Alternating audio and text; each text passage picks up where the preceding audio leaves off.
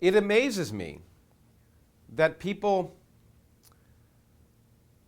have pre-existing notions that defy the evidence of reality, but that they hold on to them so dearly.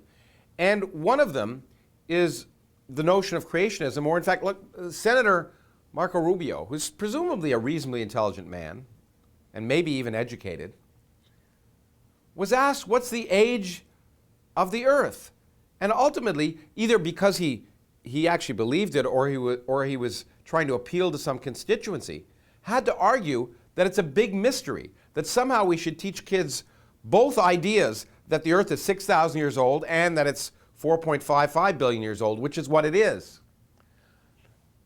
If you think about that, somehow saying that, well, anything goes, we shouldn't offend religious beliefs by requiring kids to know, to understand reality. That's child abuse.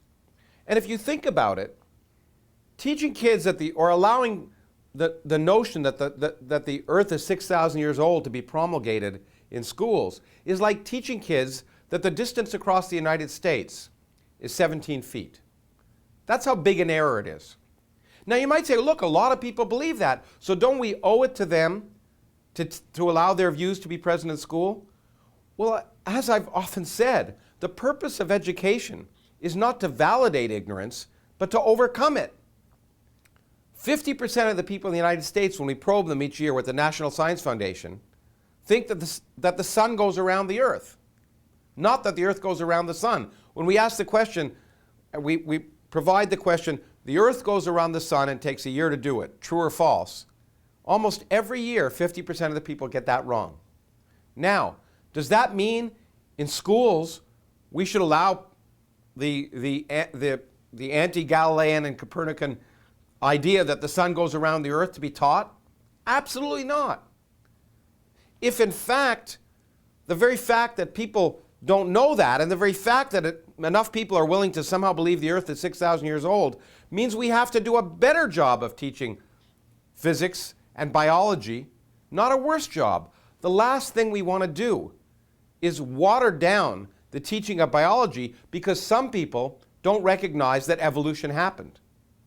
Evolution is the basis of modern biology, and in fact, if a lot of people don't believe it, it only means we have to do a better job teaching it. So once again, I repeat, the purpose of education is not to validate ignorance, but to overcome it. And to overcome a situation where a United States Senator can speak such manifest nonsense with impunity is vitally important to the healthy future of our society. Technology and biotechnology will be the basis of our economic future. And if we allow nonsense to be promulgated in the schools, we do a disservice to our students, a disservice to our children, and we're guaranteeing that they will fall behind in a competitive world that depends upon a skilled workforce able to understand and manipulate technology and science.